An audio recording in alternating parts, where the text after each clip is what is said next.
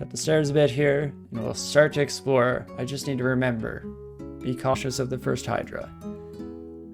That's the one issue when you have such a strong run that you just start tab fighting your way through everything. You're no longer thinking very much as you go through. You can definitely find yourself accidentally tabbing into a Hydra one too many turns, and all of a sudden there's a 10-headed Hydra just absolutely slapping away at your health bar. 115 health isn't going to be nearly enough against something in that regard or that strength. And would you look at that? Here she comes indeed, our first Hydra. So let's be a little bit cautious of that. Thank you so much, Drew Braham? Not sure. For the follow though, very much appreciate it. Welcome, and hope you enjoy the DCSS play. Let's see here. We have our Mind Burst wand as our main source of defense against the Hydra. We could actually use a wand of polymorph as well, just change it into something else. I feel like even if it turned into the stronger option here, like let's even check, it could become an Anaconda, a Black Draconian, or a Sea Stake.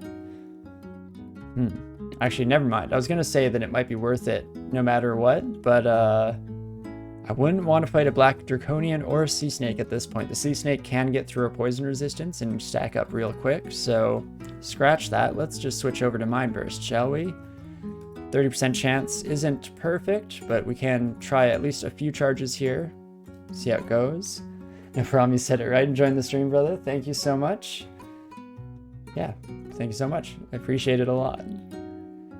And perfect. I'm going to run back a little bit just so that we don't get surrounded by the wolves as well as the Hydra. And I might have to rethink this a little bit. We haven't trained any evocations, so we're not quite ready to use that Mind Burst against this Hydra. And instead, we'll probably have to rely on just our throwing abilities. So let's start with these nice javelins. We managed to pick up 10 javelins and give a quick little test run here. See if we can't get a bit of damage placed down. There have been runs in the past where I've just completely tanked Hydras and just gone for Berserk and hope that you can shred through them faster than their heads can grow, which does sometimes work. Fortunately, trolls are pretty ridiculously strong. But, so you know how the first few rounds of throwing here went? Going a little bit scarier than I otherwise might like, so I think we'll switch over to full retreat. In fact, if the wolves want to block the Hydra's path, okay, I'll gladly take that. We can take care of the pack real quick. The nice thing about Hydras is the speed in which they move, of course, because as we've mentioned a couple times already in this run, if you can just walk away, then you're definitely going to be healing up to full health in just a few turns. Which is exactly what you hope to do in this kind of situation. Always the option to run away. We could even just run back to the stairs. But I feel like we should be able to take the Hydra, but I am going to run back to the stairs to play a little bit more consistently here. Maybe even try and get back on the street course in terms of victories. So to do so, I'm going to run back down a ways. Oh, please don't catch up to me, sir. Perfect. And I'm going to do a quick find here because we were able to find a +5 trident. So this will be a little slow to attack, but at the end of the day, it is going to do wonders in terms of our ability to hit, even with 0 training. So I might try that out and see if that gives us a little bit better luck against this Hydra here. And even if we do end up having to fight in the more traditional way, should be more than capable of doing it, or at least on the same page that we were behind. Or before. Jeez Louise, mixing up a whole bunch of my words already today. Great start.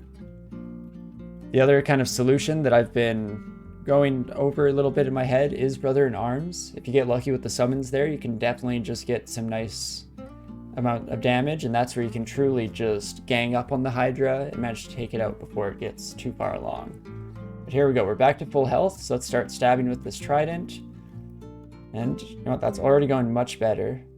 So I am going to just rage out here and finish off this fight with the trident. Perfect. Ideally, we'll find ourselves with a flame brand here in the future and be able to slice off some heads, because that does help that process a little bit where you just need to get a few hits on and you're going to completely hamper the Hydra's ability to do damage, which in its own right will do wonders to keep us alive. But let's see how many Hydras we run into, shall we? Unequip that trident so that we're back to our old faithful here of using our claws. Let's keep it moving. I feel like sometimes I overthink the Hydra fights even to a certain extent because, well, yes, we would be chopping off heads with our claws. We probably would have been able to finish that fight in one go. It's only when there's slightly more heads to start off that I start to feel a little more concerned in that department. But right as we get through that first Hydra, we do find a whole bunch of extra wands here that will do wonders. The Flame Wand and especially the Ice Blast will probably make the next Hydra fight go a little bit more smoothly than that first attempt was. No guarantees ever, but usually goes pretty well, and oh my gosh. A Demon Blade already. Now I really wish we weren't playing as someone who is completely reliant on their claws. With our double brand scrolls this early, we could have turned that into something ridiculous. I guess we still could if we wanted to get a little creative and have some fun. But at the end of the day, I'm probably more interested in showing off the core mechanics of a troll and the ease in which you can get, especially maybe your first victory in the game with this combination here. But perfect. Layer 1, not too bad. One Hydra is definitely not too much of an issue here. Please don't you step on that alarm trap. Perfect. You know, I should, after this fight, pause for a second, because the other danger of having such a no-brainer smooth run so far is the fact that I haven't been touching my skills whatsoever, and it is just about time probably to start thinking about the future here. So that to me means taking off fighting, maybe slowing unarmed combat just to the first rank here, and we'll start focusing down evocations, and let's see, throwing is the other one I'm looking at. I just wanted to check how many javelins I had, how many boomerangs as well can be a nice early advantage. And you got 10 of the javelins alone makes me want to toss that on, probably just up to a bit of a lower level here. Oh geez, pressing a bunch of the wrong keys at once there. Let's try that once more. Throwing up to 10, and evocations I'll bring up to 12. Perfect.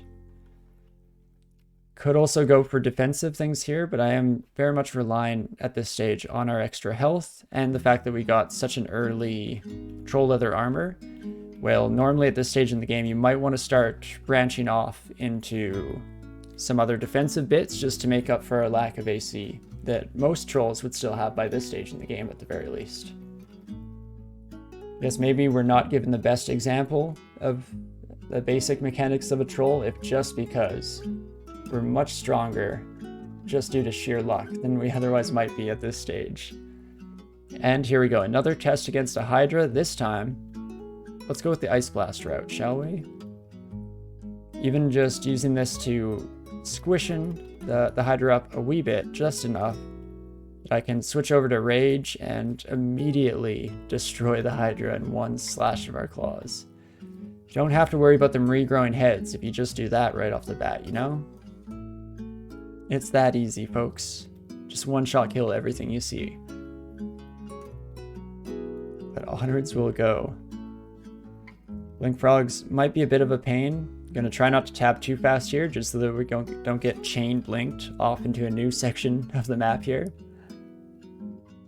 And this is a huge change in pace from so many of our previous games here, just because we're able to deal with a lot of these stronger monsters.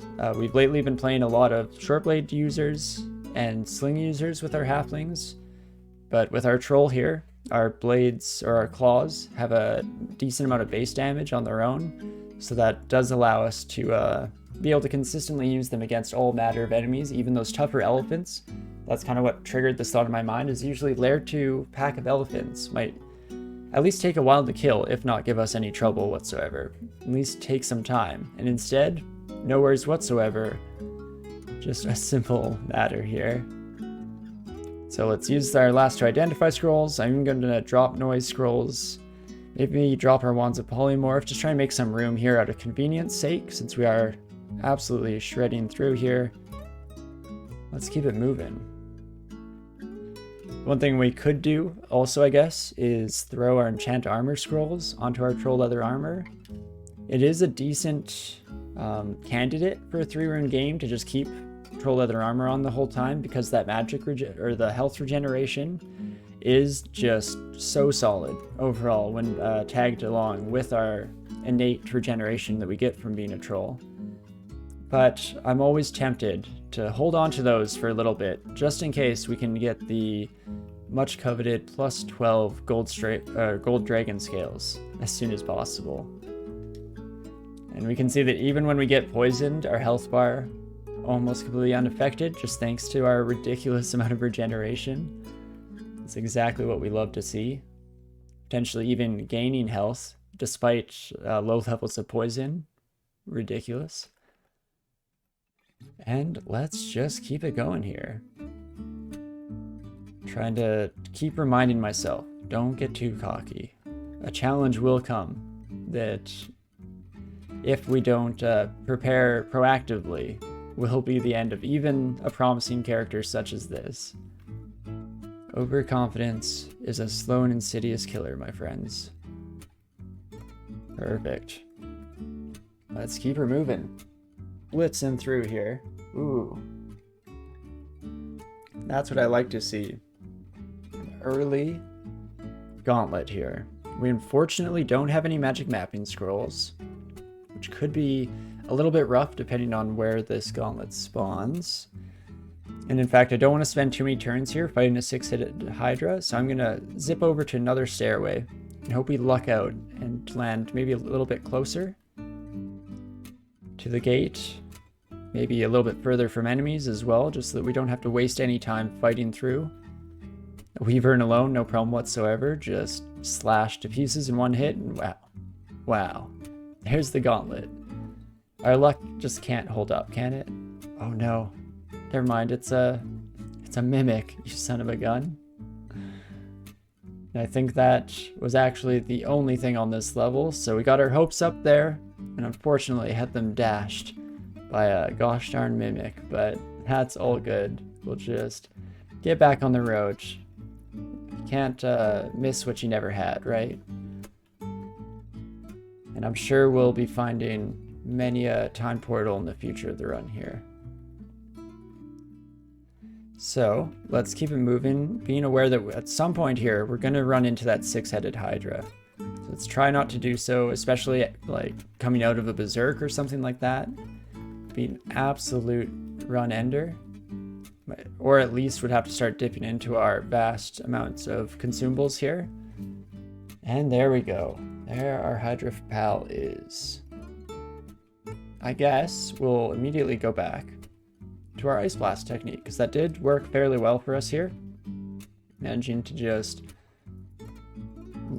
get their health bar down to a half decent point. Oh my gosh, I was going to switch over to my claws there, but even with just our 4.5 skill level in evocations, that Ice Blast wand is already looking to be a major improvement. So I guess we keep it going. No problems. Yeah, coming back up to 3 identification scrolls. Let's try and be cognizant, remember to use those. I'm actually really happy that we didn't have our magic mapping scrolls identified before we found that mimic. Otherwise, I would have maybe been a little bit more salty about the fact that it was not a true gauntlet. But, oops, keep hitting the wrong R for read. Let's read one last identify scroll here. And, ooh, scroll of acquirement. Holy cow. You know, that's what this game needed. Another advantage. We're so weak right now. We're in such a sad state, just blitzing through the lair. Definitely needed a bit more with this cloak.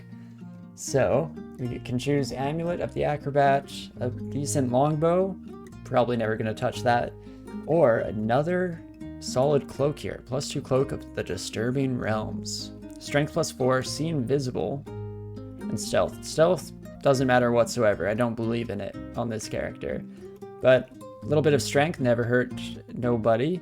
And see invisible is definitely something that's nice to get out of the way as one of the other requirements that the mid-game might need you to have. So I will gladly grab that here and just keep her going.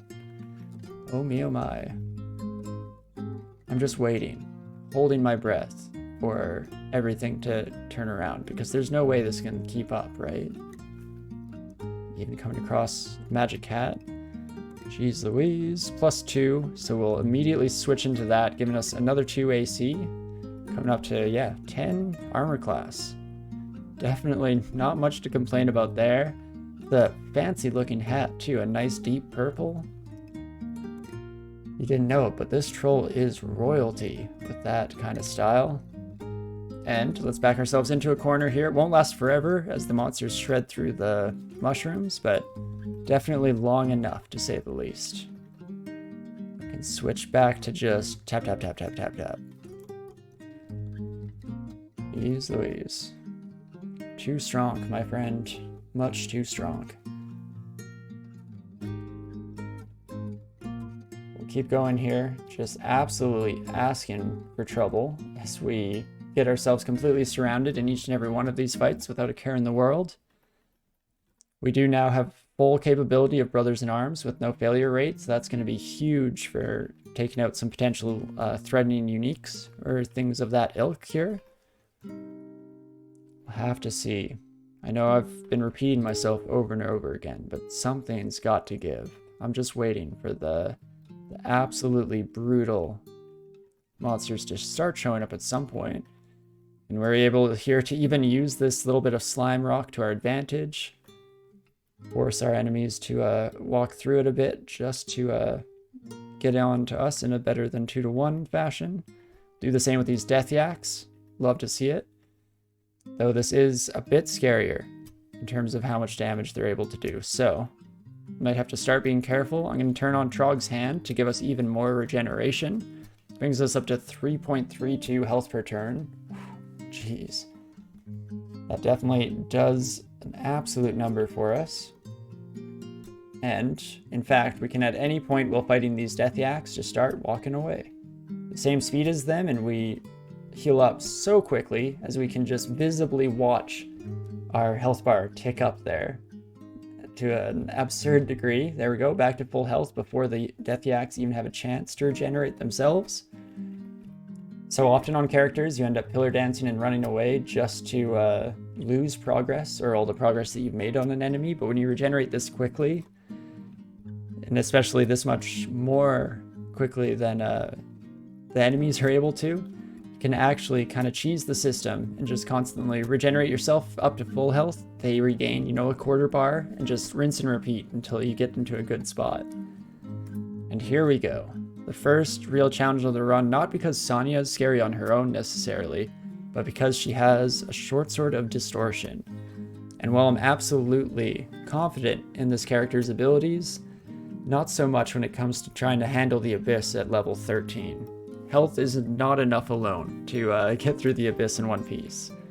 So let's maybe start thinking about a little bit of strategy here. We can use a mix of Curari to keep her slowed and ranged weapons to just hopefully never get her close enough to be effective, or for that distortion brand to be effective, I should say. In fact, let's switch over to our boomerangs here, and never mind, not even close, Sonya. I'm so sorry how that went. Completely shredded, where she got a chance to get close enough to put that distortion brand to good work. And Trog giving us yet another anti-magic weapon. I believe that was a few versions ago that the changes were made to Trog's gifting, where he will pretty much always give anti-magic weapons, which isn't horrible, don't get me wrong, except, as we mentioned, Trog buddy, we're probably just going to be tossing everything you give us away. At least for the early part of the game here, with some slight chance of that changing in the future. Especially if we're going past 3 runes, we might be more tempted to at some point branch into training a weapon skill, if just to take full advantage of a really good set of egos or something like that. But as is for this game, almost no chance. We picked up a strength ring at some point, so I'm just gonna yoss that buddy aside. We definitely don't need anything more in that regard. At least don't critically need it. And what else can we drop here? I do want to make a bit more room in my inventory. Stones can probably go at this stage in the game. Mostly just pick those up as an early source of throwing, which usually ends up being not so necessary as long as you get lucky enough with your other pickups in that regard. Maybe we'll even drop one ring of positive energy for the time being, redrop polymorph wands. Perfect. It's funny how the advantages in this game can kind of cascade in a lot of ways, because with other characters in the past, by this point in the game, we would have had a couple of near-death experiences, which we may have used, 2 or 3 heal wounds potions, maybe a scroll of blinking or 2 to get away. But as long as you're able to stay out of trouble consistently and completely, you're really going to snowball through this stage of the game, because we have just so many resources at our disposal. At any time, we can start reaching into our bag of tricks here and get out of pretty much any situation without too much trouble. At least that's what I tell myself, to make sure that we don't get too panicked at any stage or point here. You can read that identify scroll immediately, see what other kind of advantages we can eke out. Enchant weapon, probably not going to be used at any point, but thank you, game, thank you. I guess that's not necessarily true. We could find a treasure trove that requires an enchanted weapon, and because for once we don't have to, or we don't have anything to spend those on, we can feel no guilt by just saving up all of our enchant weapon scrolls and potentially using them to gain access to said treasure trove. Especially, come on game, with the kind of luck that we've had so far, I can't imagine you're going to throw anything but a treasure trove that requires like a +7 trident or something like that. That would be lovely, wouldn't it? And even just thinking about that trident again, I can toss that on the ground since we now have our other Hydra killer techniques up.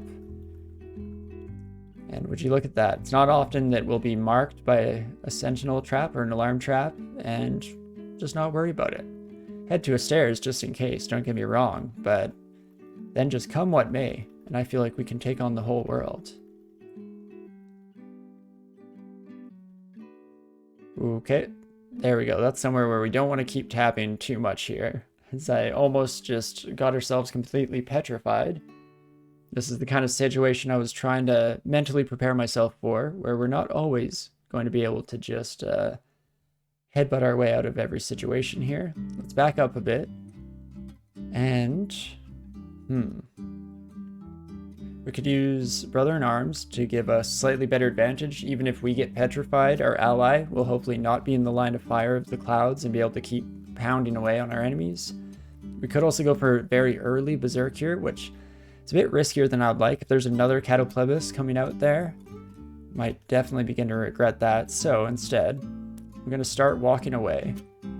Just trying to get to a slightly more open area here, where we're able to completely avoid the clouds of smoke, and have already completely screwed that up. So I guess this is where we make our stand.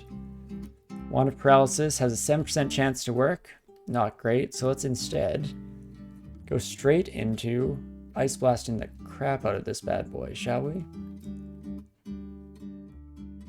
Even that much of a reduction in their health definitely gives me the confidence to fight through there. A few melee hits is all it takes, and it's just that easy. Though I am prepared to fight another Catoplebis or two. You never know what these vaults hold. And let's not get too cocky against these two enemies. Again, we don't have amazing defenses, so despite our large health, we may want to try and split them up a little bit, even taking advantage of our regeneration by doing a little bit of running away, healing up. The Death Yak's still not at full health, as we go from half health back to full twice throughout the course of that fight. Completely ridiculous. Don't even have Trog's Hand activated either, in order to successfully pull that off. And, ooh, we find a Scorched Trident. So, while I've been raving and ranting about our claws here, it might be nice to have a stat stick or some kind of resistance stick. Ooh, 3 pips of fire resistance is interesting. If we end up using like our throwing weapons or our invocables in order to take care of orbs of fire in the late game, we could use this as just a pure fire resistance stick here. It does have the drain capability, which is important because that means that we cannot unequip it too frequently here. It will drain our maximum health whenever we take it off, so we might have to be sparing about when exactly we use that, but it still doesn't completely turn me off from the idea. And of course, I'm more than happy to see another scroll of blinking. Jeez. When it comes to RNG, when it rains, it pours, I guess. And would you look at that, already through down to the end of layer 6. We're just past our first hour of the game here, so this is ridiculous pace, especially compared to my own play style and how slowly I usually play, I should say. But let's not get too hasty, let's not get too big for our britches here. Let's kind of go through the standard routine. And so I will probably head to Orc next, see what kind of shops we get. Especially, we could get lucky and find like a lightly used adventurer store, which is a fun place to get an exceptionally early dragon scales of some kind, which even with a little bit of a negative enchantment that you'd have from that kind of store would do wonders for us for sure. And there we go. No problems whatsoever. Be a little bit cautious of a halberd of venom, of course. We don't want that buddy reaching and poking us from afar throughout too long of a fight. But otherwise, no problems whatsoever. Let's do another quick peek at our skills here, because in order to get through Orc 2 without too much trouble, I probably want decent throwing, if just to be able to return fire against any smiting high priests or anything like that with javelins. Because javelins are an incredible tool in a melee character's handbook for sure. Does a ridiculous amount of work for taking care of those really dangerous threats, especially since not only will they be smiting, but they might also be summoning in just hordes of demons for us to have to slash through. Jeez Louise. Still no problems so far. And ooh, we have an ogre city to end off here. So it might be a little bit scarier than I was originally giving credit to. We'll have to fight all these buddies in face-to-face combat. Should at the very least get back to a little bit of a corridor here. Try and kill them faster than they can come through the single wide gap. Intelligent monsters will make room for each other, try and surround us, but as long as we're dealing this much damage, they don't get the opportunity to do much more than a single attack from a position of advantage. Until the end here, I guess, but by that stage, there were just the weak buddies left, and no problems whatsoever. Again, we could, if we wanted, switch to a giant spike club, especially when we play as an ogre ourselves in the future. That's probably going to be what we resort to with 22 base damage. It's absolutely ridiculous what can be achieved with that, especially if you get a nice brand on it. That's where the fire or the flaming and cold brands really start to shine with their percentage of base damage boost. But here we go. Let's be a little bit careful, not take too many hits from 4 heads at the same time. 2 two-headed ogres. 2 times 2. Very tough math, of course. And here we go. Our first Ogre Mage. Let's check out some percentages. 18% chance to paralyze. Definitely not the lowest chance, so we may as well Trog's Hand here. And dang it, I was hoping to check where that brings us, but I do believe that with these 4 pips of willpower, it's probably a 0% chance of that going sour for us. And of course, as always, we can just retreat. No problems whatsoever. And just walking away and almost immediately being back up to full health. Regeneration is super strong in this game, especially when we're already a troll. In fact, we just got marked again, and I may use this as an opportunity to draw a lot of the monsters out from there and maybe split them off from the main pack, make it so that we're not fighting amongst all the ogre mages and whatnot. There we go, you love to see it. And speaking of ogre mages, there one is, so let's bring our willpower pips back into effect here. I'll even back up and use one blast of the wand just to soften these bad boys up a bit. And there is an invisible Ogre Mage right up here. I just slashed upwards on one of those turns. It's definitely something to be aware of, though I will double check, I guess. 0% chance to paralyze. Perfect. That is exactly what we're hoping for. And you know, if they're gonna stack up 3 in a line against me, why don't we bring in some of our own friends, shall we? Call on Trog for an aid from a brothers in arms, and we get one of the better summons in the Iron Troll here. It's gonna absolutely shred through these enemies with us. And in fact, even though we're at half health, I'm probably gonna just keep this fight up because we'll most likely heal throughout it with the help of our friend as well. Okay, and apparently he's just going to step forward and we can show off the true power of an Iron Troll here as it just absolutely shreds through the entire pack of enemies, doing all of our hard work for us. So thank you, Trog. Love to see it. And oh my gosh, look how many items are on the ground here. We've created an absolute graveyard of clubs. Brutal stuff. I'm so sorry, Ogre Village. You honestly didn't stand much of a chance. And in this shop we do find a nice kite shield here, so I will probably pick that up. I guess I'll give it a second just in case there's a better one in this other armor shop. No such luck. Maybe this general shop though? Oh no, it doesn't look like it. So we'll head down, pick up that shield right away here. It's nice to have that extra layer of defensive capability on somebody who can't wear the best armors here. And we probably won't use either of these weapon shops, but geez, an artifact quick blade, the singing sword is a lot of fun. Hopefully that shows up on a future run where we're more likely to take advantage of it, because that is a silly weapon. Causes a lot of potential issues when you're making that much noise and calling entire levels of the dungeon to you at every single encounter, but can be a lot of fun when paired along with Quaslal and the Gong Shield and just, you know, making some real racket in the dungeon, having a good time.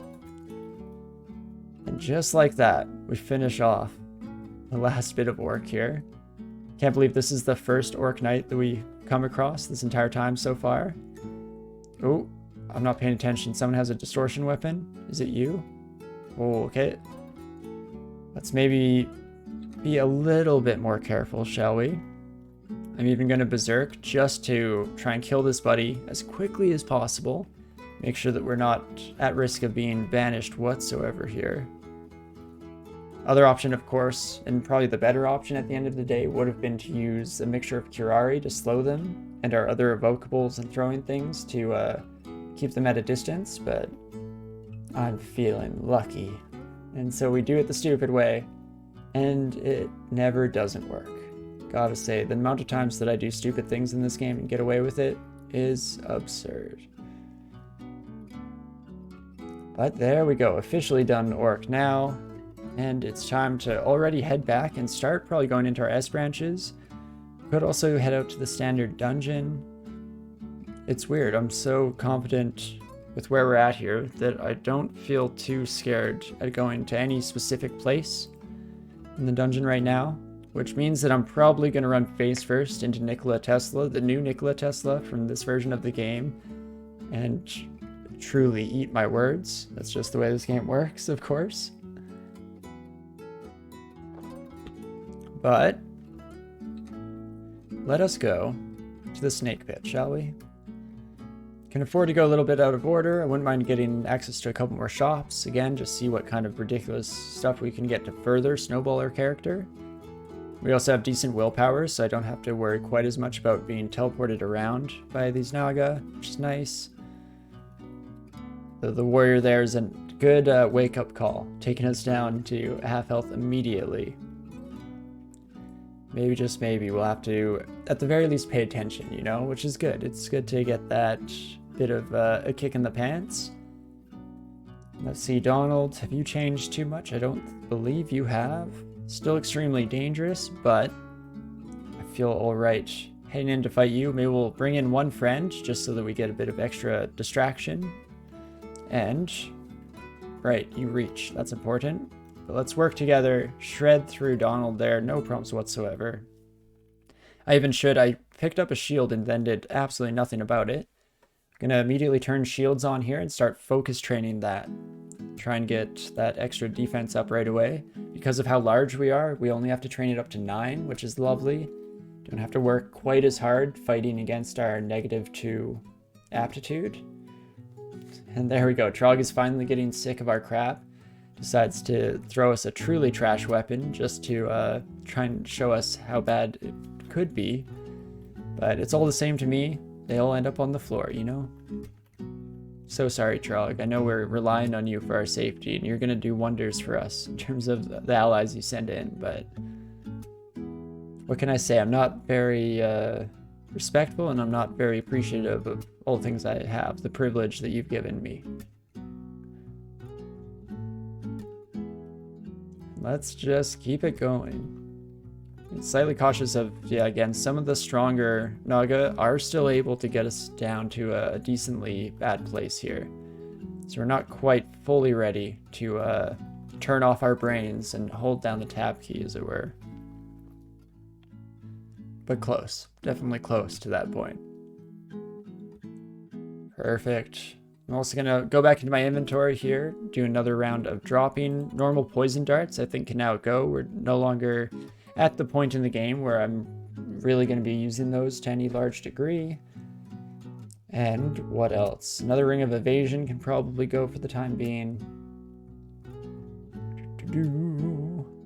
Rolls of enchant weapon can sit on the floor for the now as well. I guess the same with potions of mutation. Perfect. Then let's keep it going. This time hopping into our auto pickup as well, just to save us some trouble in the future. No more rings of fire, no more rings of ice, no more stat rings, no more evasion. Polymorph, and what else? Brand weapon. Weirdly enough, never picking those up, something that I'm always desperately searching for in other runs. Here, again, just no respect for the privilege that the game has given us here, and just toss them away. Throw it on the ground.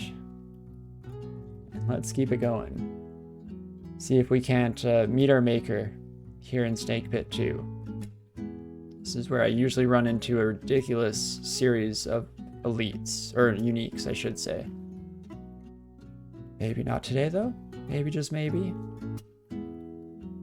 I'll have to be a little bit cautious fighting a warrior with a reaching weapon, because I might have to run away a turn earlier than we otherwise might expect to. Fortunately, Naga are extremely slow, so we are able to run away. Even more so than our usual pillar dance for a bit and regain health. We can just step out, come back another day to finish the fight. With a bit less success in that plan, I guess, against those sharpshooters, just because of how much range damage they can layer on. But no problems here. In fact, picking up another net, which will hopefully come in handy when we do eventually have to fight against a unique. Thank you, Guardian Serpent, for that surround. It does actually almost give us a better job fighting against these polearm users, because normally they'd be one behind and dealing a bunch of extra damage. At least this way it's a bit more straightforward. They're all hitting us still, sure, but it's at least a bit easier for us to hit back, which is the important part. So we could go for an early berserk here. I don't know what else is showing up, is the only issue there. So I may want to start on the warrior above, try and take them out before they get a chance to layer on the damage to any significant degree. In fact, that does seem to be the case here, and no problems whatsoever. What would be a death sentence on so many characters? It's just a normal, straightforward fight. Perfect, that is what we want to see. Here, once again, I'm slowing down just a wee bit, making sure that we don't do anything too stupid, but able to make it through that without even getting to quite as scary of a point as we have in the last couple here. We'll check in, because you have some abilities that we may want to protect against. Virulence, what does that do? Makes a targeted creature more vulnerable to poison. Definitely don't want to lose our resistance to that, so here's where we'll pop on a Trog's hand, give us that extra regeneration and willpower, even bring you buddies further along around the corner here. Love to see it. And that should be good, though. and being slightly more cautious than we otherwise might be against these glaives here. +2 glaive of venom. It's good to note. And I'm getting ready to berserk here. I'm probably getting to a lower health point than I have any right to. Should be a little bit more cautious in our approach, but maybe I am getting to that hubris point where things become dangerous again. Which, I mean, just makes it exciting too, you know? I do it for the fans. Not because I'm lazy or stupid or anything like that. Of course not. That's ridiculous. Do it for all you lovely folks. And onwards we go. Didn't end up running into any uniques on Snake Pit 2, which worries me. Makes me feel like they're all just waiting around the next corner instead.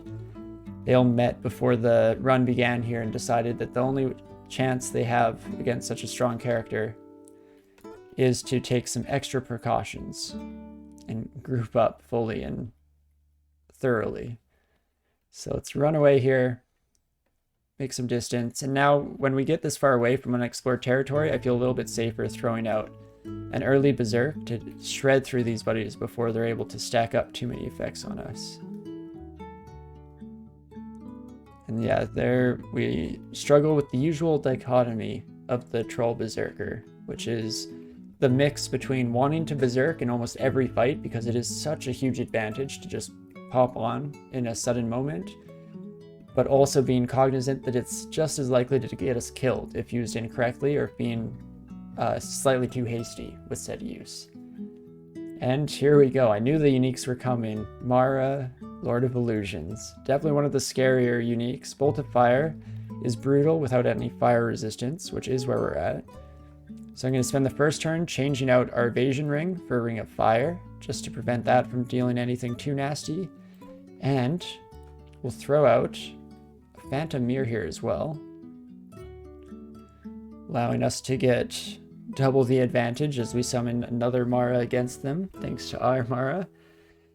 And the other kind of unfortunate part about trolls, of course, is that normally you're hoping to wield a better or worse weapon of some kind, maybe not have your illusion be one of the main sources of damage, but I'm very concerned about our own illusion this time around. 82% chance to hit us for 50 damage is absolutely brutal, don't get me wrong. So, let's call in some Brother-in-Arms, just give us some extra insurance here, and maybe even take a step back away from our own ghost. And Mara, you fool, you walked right into our trap. Let's start slashing, shall we? Our own trolls doing a half-decent job in keeping our ghost busy once again, trying to find a good position where our ghost isn't a danger to us and we can potentially throw out a good berserk here. I think now is the time, even though when I think about it for a moment there, I probably should have Trog's Hand before going berserk just to give us that extra bit of regeneration. But all is well that ends well as we shred through the real Mara that are there. And holy cow. What is usually one of the scary unique fights turns into not a trivial matter for sure. I was a little bit scared, but definitely much easier than it otherwise might be on a normal character here. One that isn't quite so lucky in the early dungeon pickups.